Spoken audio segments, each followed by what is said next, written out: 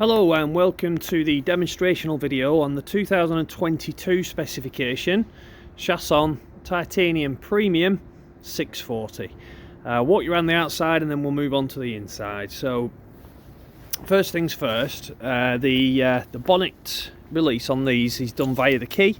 So you need to insert the key into the front here, turn it anti-clockwise, and then as you turn it clockwise, if you grab the bonnet and lift at the same time. Okay, so with the bonnet in the upright position, underneath here we've got the washer fluid fill, brake fluid, that's where the oil is filled. There's a dipstick to check the oil level. If you ever need to jump start this vehicle, then the positive terminal would go onto this red, underneath this red catch here. Positive terminal onto that nozzle there, and then the earth goes onto that round piece of metal there, which is the black cable onto that earth there. And then the final thing is the coolant reservoir. Okay, so moving on around the motorhome in a methodical manner then. On the passenger side here is where, so you open the door and then this is where the fuel gets filled. So you don't need a key for this. The diesel nozzle just goes straight into there, push that in. And then underneath that there is the fuel additive, which is the AdBlue. When that requires filling, it does come up on the dash. It gives you a countdown to tell you how many miles are left before that needs filling. Don't ignore that because it will go into limp home mode. So to close the fuel filler flaps, pull the flaps over the top and then close the door, and that's what keeps these the filler secure. You've got a chassis plate here. Just with regard to tyre pressures, if you refer to the actual tyres themselves, because motorhomes use a specialist camper tyre with reinforced sidewalls that allow you to pump the tyres up to a greater pressure. So refer to the actual tyres themselves rather than the handbook. So on the door here, this is where the blackout blinds for the side windows are. This is slightly different to previous models. So this 2022 model uses a slightly different system. So to black out the blinds here, you slide that across like so, draw this up and underneath that rail there, if you can see, and then that little tab goes into a notch there, and that's how you black out the blinds. That's the blackout blinds for the side windows. And then same again, just in reverse, and push that back in. The blackout blinds for the windscreen, if you grab, you do need to grab this at both sides. So there's a notch there, sorry, a handle there and a handle there, and you pull this up. So this blind is pulled up from here, and then you can see how that goes up the side here. You can have it in the first position there. So what that'll do is black out across that section there, like halfway. So if you're parked on a site nose out, then it prevents people from looking in, but doesn't completely black out the windscreen.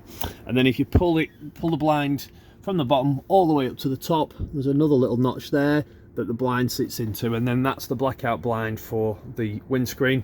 Exactly the same as the passenger side on the driver's side. So that's the blackout blind system. To swivel the seats on this model, you pull that bar there. So that's the seat moving forward and back. So you pull that up to move the seat forward and back.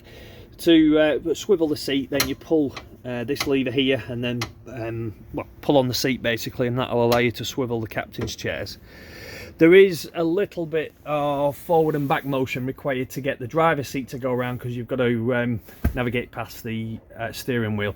In some cases you may actually need to, that's the lumbar support, but on the other side you've got the recline, so you may actually need to pull the recline mechanism forward to get the seat to go around on the driver's side. Okay, so next thing along the motorhome then is this model's fitted with an external shower point, and that's where you connect up to the water. So this is connecting up to the mains water supply in the motorhome, and it comes with this nozzle here,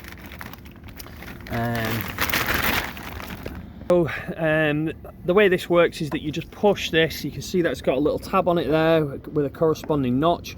Push that in like so, and then you can maybe see that that little collar sprung forward, and then to release it you push that collar back and that releases the hose. It's got a spray head on the end of it, so if you press down on that, it's like a trigger, and then that will allow water to flow through the shower head. Okay, so moving on around the motorhome then, you can probably see here we've got this motorhome hooked up to the mains supply. It comes with a mains cable, and this is so this is going to supply your motorhome with mains electric. To release the cable, press this little blue lever down here, and that will allow you to take the cable out. The way the cable works, it's got this little lid on which goes into that groove there, and that's your main supply. You push that on, that's your main supply into the motorhome. This locker here, which we have open, contains the water tank and a bank of fuses. So to fill the water tank, this nozzle here, you open it like so, screw off the end, and then put a hose pipe into the tank, and you just fill the tank until this pours out. So that's then your water tank full. It's very important that you drain the water out of this tank. If in winter conditions and whenever you're not using the motorhome, that you want to be draining this tank down. It's really important in freezing conditions. If water's left in here and it freezes, it'll expand and it could damage and crack the tank. You need to get all the water out of the pipe work as well. So we'll come to the main drain for that in a second, but this model has a partial drain system on it, so you can actually drain this tank down to 20 litres. So it's shown on this sticker here. So mini drain, basically if you lift this lever up here and put it in a vertical position, that will drain the tank down to 20 litres. When it's in its position there, as you can see, that then it will allow you to fill the tank fully. The reason for draining that down partially is that you can travel with the tank partially full at 20 litres. You're not carrying an unnecessary weight, and 20 litres of fuel is exactly 20 kilos. So it allows you to calculate weight. You know, if you're on the cusp of being overloaded, if you've got a lot of belongings in there. Next to that we have the bank of fuses.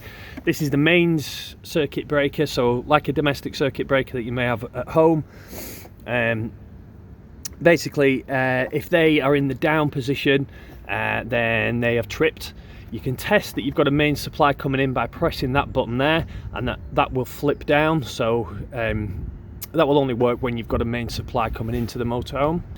The sticker over this particular bank of fuses here, that's only required if you have air conditioning fitted, so it's an additional bank of fuses that's fused in addition to the main circuit breaker, so don't worry about the fact that that's down. Okay, so then we've got a bank of 12 volt fuses, so the 12 volt circuit, each individual appliance basically has its own 12 volt fuse in there. They're marked up, so let's say if the water pump doesn't work, for example, then your first port of call would be to the bank of fuses, and you can see there it's got a picture of the water pump, so that would be your fuse for the water pump. That is explained in the book, but we're just pointing out where that particular bank of fuses is situated. Okay, so that's what's called a service locker. Underneath that service locker and underneath the motorhome is where the freshwater tank is drained down to completely. So as I said, in winter and whenever the vehicle's not being used, that tank must be drained down, and you do that by opening that tap there, that white plastic head. If you open that anti-clockwise obviously, then that will drain all the remnants out of the fresh water tank. It's worth noting that this motorhome uses a diesel heated system, and located just in that area there, that's where the actual heating system is located. That you will see exhaust coming out of that when you switch the diesel heating on. you'll see smoke coming out of there. It's nothing to worry about, it's just the exhaust for the diesel heater, so it's situated in that general area. We've moved on past this here, so this is the exhaust for the boiler. So when the hot water heater is in operation, this is a weather cover that needs removing. So you do that by lifting at the bottom here and unclipping it from those two little notches. Particularly on gas, it's very important that that's removed. It won't ignite on gas if that is in situ. That needs to be removed in order for the boiler to ignite.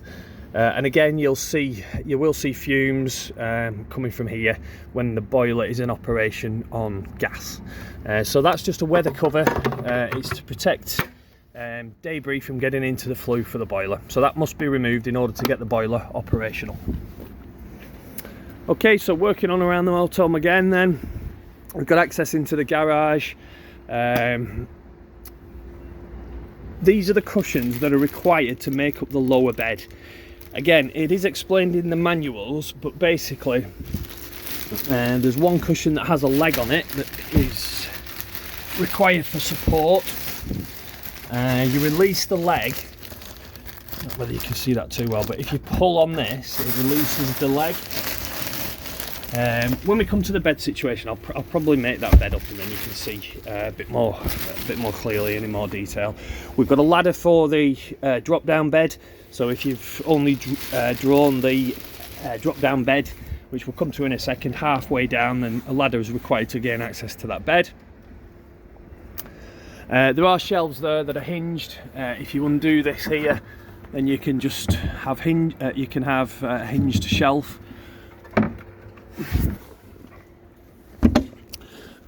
Okay, so moving on around to the back of the motorhome. These rails are just for the optional bike rack if you wanted a bike rack fitted on the back. It does have a reversing camera and the lens is just housed there. Important to keep that clean. It's a very small lens, but you don't know if the camera can pick that up, but if water's on there it will give a distorted vision. But once you start traveling the water will dry off, but it's important to keep that lens clean. We have in the garage this side, we've got the coiled up carpets here, and we've got the puncture repair kit, which is there. These silver screens here, they go over the windscreen. So for winter, they go on the outside of the motorhome and they've got elastic cords to keep them in position. So they go over the windscreen and the side windows for the cab, and they're just extra insulation for winter use. Carpets coiled up there. In that box just here, that's the winder for the awning. There's a separate video on our YouTube channel that shows you how the awnings work. In this bag here, we have a fire extinguisher. In there also is a carbon monoxide sensor, which is there. We don't fit these because we let the customer choose where they position those, and also a smoke alarm as well in there. There's also a towing eye for the Ford, so if you ever need to be towed, then that screws into the bumper on the Ford cab. There's carpets in there for the cab. And this motorhome actually comes with the insulation blinds. I think these must be for the inside and they're for the outside, so you've got insulation both sides on that. And again, just the cushions that are required to make up the bed. There are some other bits and bobs in this pack here that the salesman will go through when you're collecting the motorhome. We'll point those out to you that they are present, such as the winder for the bed, and there's a locking wheel nut in there, etc. But that's more for the day that you're collecting the new motorhome. So there's a light in there operated just on the switch at the bottom. You've also got a mains outlet and a 12-volt outlet in the garage as well. Okay, so this is the toilet cassette. This is where the toilet waste ends up, and it's emptied by opening up the flap. Lift this up here, draw the cassette out, take this nozzle across like that, unscrew the cap, and then turn the whole cassette upside down and then pour the waste away out of the nozzle on the end. As you're doing so, press this button in here. It lets air in as the liquid waste is pouring out of the nozzle there. This cassette requires chemical to break down all the smells and all the solids. To do that, to fill that with the chemical, slide this back, open up that valve, and put the required amount of chemical into there with a little bit of water just to line the bottom and mix with the chemical. If you're using the sachets, then just put the sachet into there, or you can actually put that into the toilet bowl itself, which we'll come to in a second. When you're putting this back in, make sure that that's level like that. Slide the cover back on and put it back into the housing. If you want to, for ease of use, it's got wheels on it there, so you can wheel it over to the waste disposal point, and this handle comes out telescopic like so you can wheel it over to the disposal point when it requires emptying. So to put that back in, the handle on the top there, just line the wheels up with the tracks there and push that back in. Just make sure that that's clipped down into there. So that's how the toilet waste is dealt with. It's also, this motorhome's also got an external gas point, so if you wanted to barbecue outside, or maybe a gas heater outside, what it does is it taps into the main bottle, which we'll come to in a second. So this taps into the gas circuit basically of the motorhome, and it's switched on and off via that tap there. So it won't let me turn it because there's no plug pushed into here. It's a bayonet fitting, so if you push the bayonet fitting in, very similar to the shower hose that we just looked at, when you push that in, that collar slips forward, and then to release it you push that collar back. You may require a little brass fitting that's needed to go into the end of that, and then the tube comes off the little brass fitting. So that's the external gas barbecue point. Just here we've got labelled up for the waste tank, so that's where the waste tank is housed. There's an indication inside on the control panel to tell you when the waste tank is full, and also an indication to tell you about the levels of the fresh water, but we'll come to that when we go inside.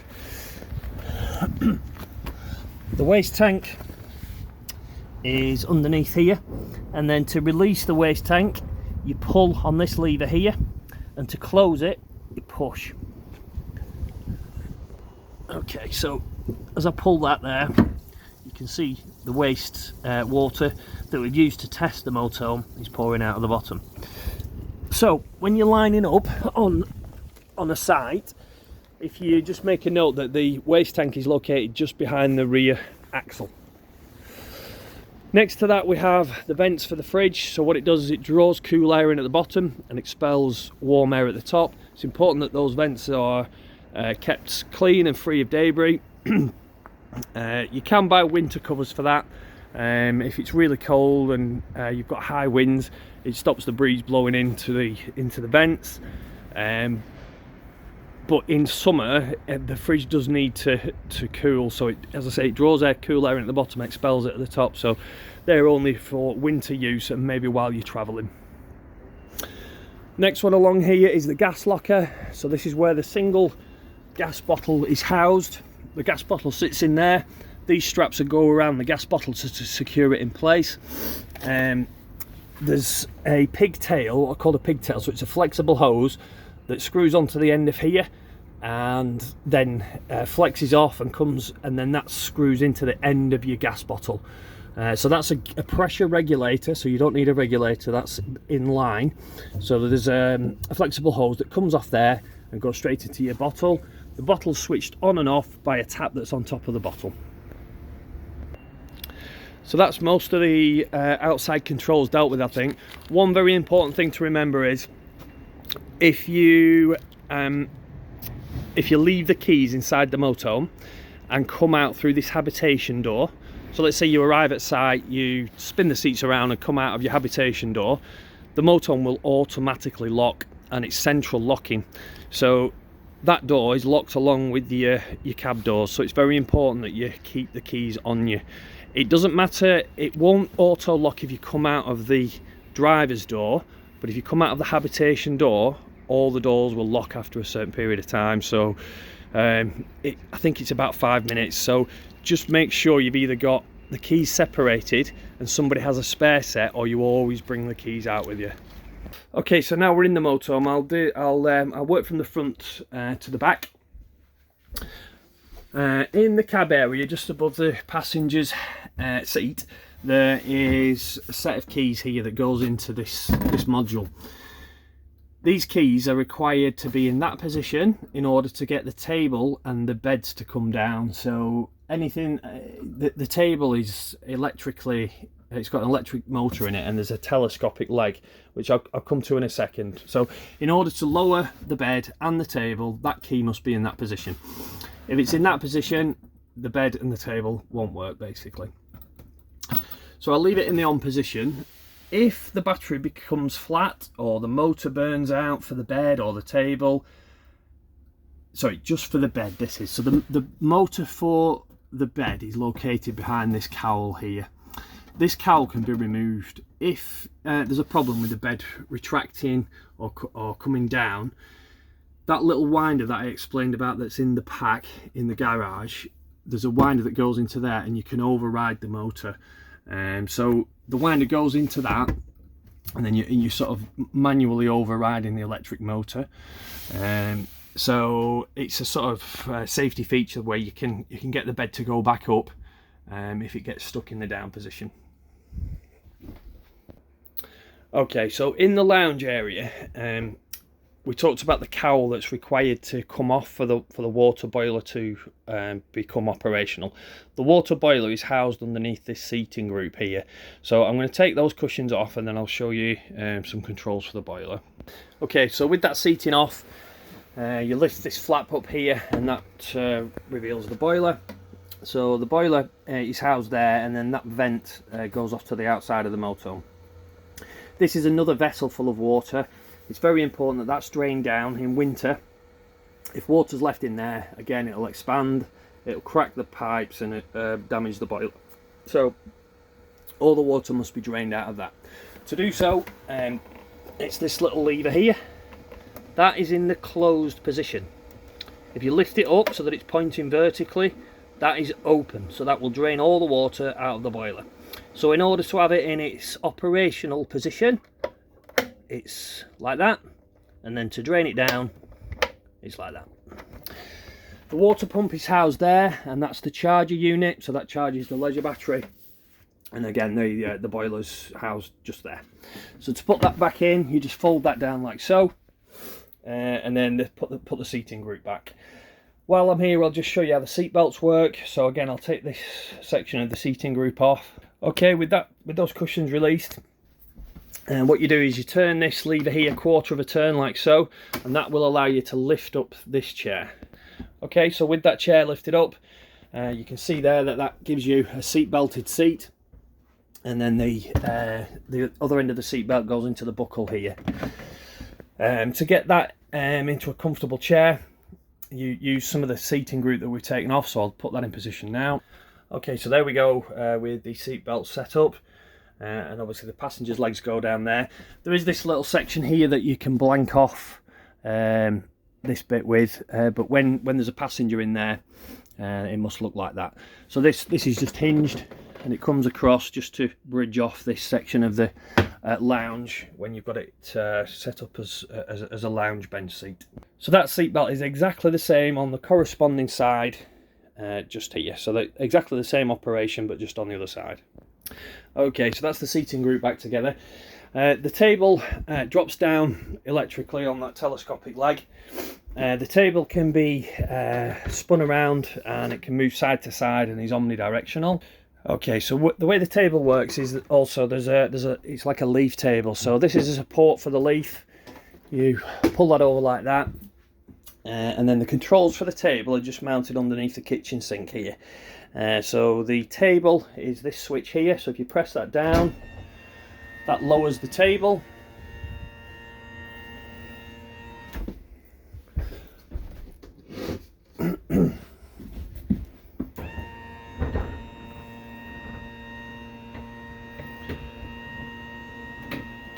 Okay, so if you lower the table to that position there, that forms a base for the bed if you're going to make the lower bed here. And then those additional cushions, which I showed you that were in the garage, one of those sits on there, and then the other one sits here to bridge this gap, and it's got that leg which I showed you. If you just slide it slightly to the side, the leg comes down and forms the base for this gap that needs bridging there.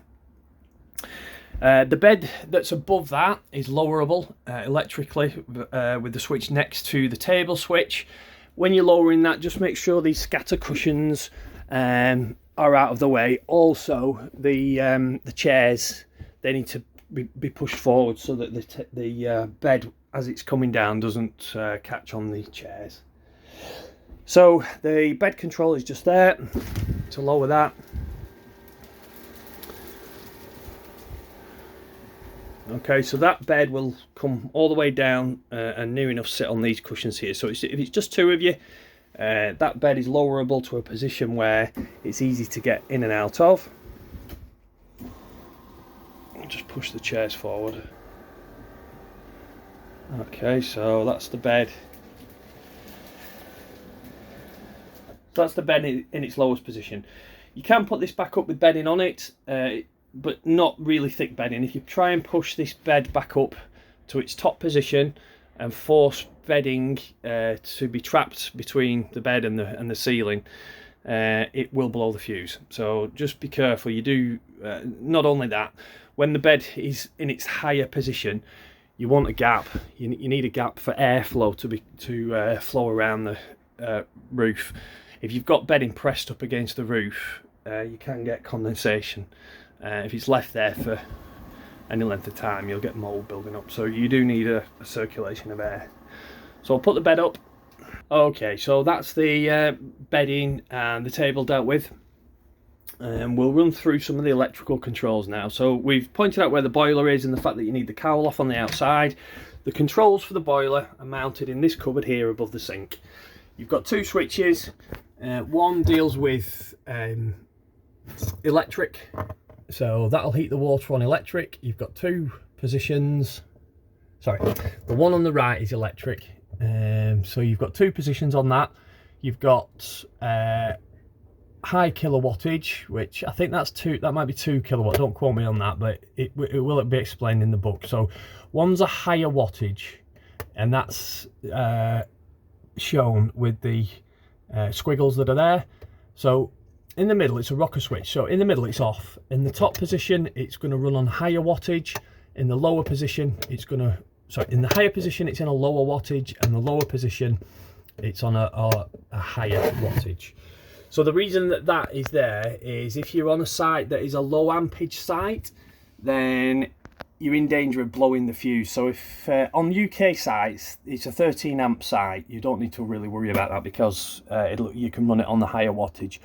On some continental sites, they don't have a very high ampage, so you need to run it on the lower setting, which is the one at the top. The next switch along is gas, so you're heating your boiler on gas. You've got two temperatures there basically. So a high output at 70 degrees and a low output at 50 degrees. If you're going to run it on gas, you might as well just put it onto 70 degrees, and then you're going to mix that with cold water, so then you end up with a lot of warm water. So they're the two switches, electric and gas.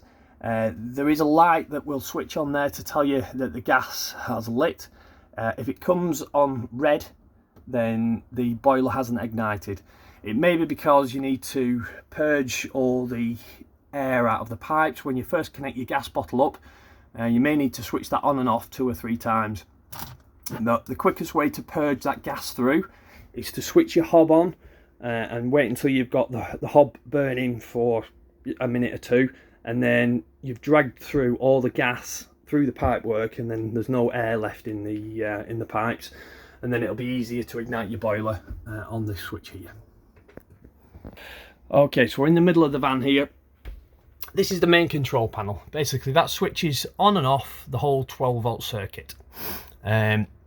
this one here, you do need that switched on. This blue, although it's marked with a light switch, you do need that switched on in order for your battery to charge.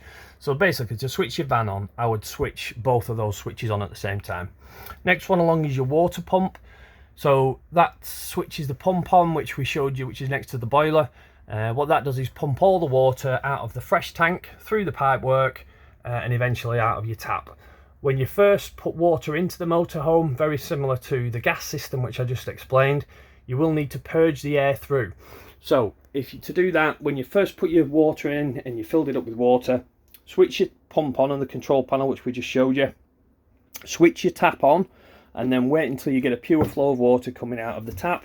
Then you know that all the air is out of the pipework and you've got a pure flow of water coming out your tap. What that does also is fill the boiler up, so it's pumping water from your fresh water tank through all the pipework, fills up the boiler, and then eventually comes out of your tap. If you switch your boiler on without purging that system through first, you're basically just heating thin air in the boiler. So it's important that you do that when you first fill up your water tank. So that's the water pump that deals with pumping the water through. That's the external light, so that's your awning light on the outside of the motorhome. This tells you about your leisure battery condition. So we're plugged in now, that's gone right to the top. This tells you about your cab battery condition. This is your water situation, so this is your fresh water tank. Your wastewater tank will illuminate here when that's full.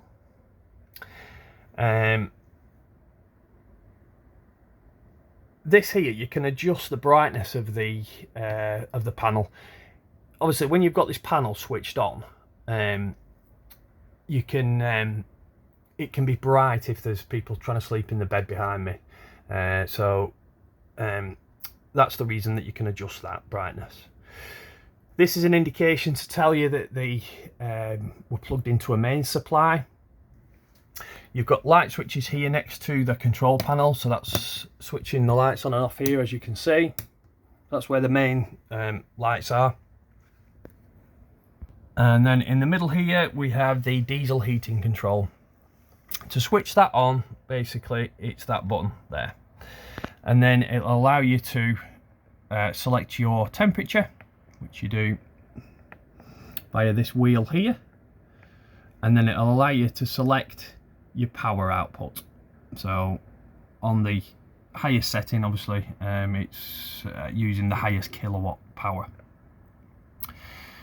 So if you adjust that to the max, okay, so you can see there it's showing you you've got boost, eco and normal. Okay, so basically this little wheel here, it'll scroll you through the controls. So the first one is your timer. So you can set, you can add a timer, so you can set it to come on at a certain time, go off at a certain time. The middle one is your heating, and then that one there you can set it to vent, so it'll just vent cool air around the motorhome without the heating being on. So to switch the heating on, basically if you've got it in there on heating, select your power output. So there we're selecting normal by pressing on this wheel. Select your temperature, so 22 degrees room temperature. You click that, then it's switching on.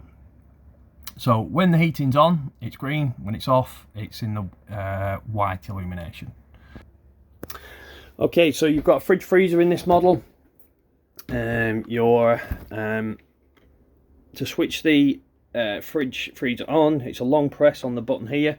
You can select your power source manually by pressing this button here, but you can also select auto. So what it will do is automatically select the most relevant power source. So in A, it will look for mains electric first, which it's selected. If it can't find mains electric, it'll then default to gas. Okay, so you can run the fridge on gas. Perfectly efficient on electric and gas. You can also cool the fridge on battery here, which is 12 volt. That will only work while the engine is running, so it's for like transit cooling. This here adjusts the temperature or how hard you want the fridge to work. Basically, in really hot conditions, put it on maximum. If it's cold outside and the ambient temperature isn't very high, then just select maybe midway. But if you put it on you know, maximum and it's really cold, you'll get it icing up. To switch it off, it's a long press on here. There is a manual for the fridge and all the other appliances that show you how to work those individually, but as an overview, that's basically everything you should need to know about the fridge. In there is the solar panel regulator, so that's actually illuminated there, so that just regulates the charge that's coming from the solar panel that's fitted. We've got a TV cabinet here, so to release that, you press on that lever there, draw that back, and then pull on this lever here, and then that will allow you to tilt the TV left and right. And then if you unscrew this, it'll allow you to tilt the TV to and fro. Okay, in the washroom, to use the toilet, which is connected to the cassette which we just looked at, you lift the lid up, this lever on the front here, slide that across, and it opens the valve up, so then it basically opens it up to the cassette which we looked at outside. Use the toilet, press the flush, which is that button there, and then close the lever back up. It's important that you close the lever back up, otherwise if the toilet's got any liquid in it, then you'll get that slushing around as you're travelling, and you don't want that. When the cassette is full, there's a little illumination that shows just there to tell you that the cassette needs emptying, but in actual fact you can see down there the chemical that's put into that is like a bright blue colour, so there's nothing distasteful about that. The light switch for the bathroom, which some people struggle with, is just there, so it's worth noting where that is. Nothing I can really tell you about the shower other than maybe travel with the shower head out of its clip there and maybe hanging down into the tray. If that falls out and falls onto this plastic tray, it could damage the tray. You've got access here into the wardrobe. In actual fact, there's a duct board for the shower, but if that's not in, then the head falls onto the plastic tray. It could damage it. Underneath that, you've got access to the garage. So that just slides across like so, and then you've got access to the storage that we've already discussed. So that completes the demonstration for the inside of the motorhome. I'm sure you may have some questions, but we'll be happy to answer those on the day that you collect the motorhome, or in the interim between now and the day that you collect your new motorhome. So that completes the instructional video. Again, we'll be happy to answer any questions that you've got on the day that you collect. So we look forward to seeing you when you collect your new motorhome.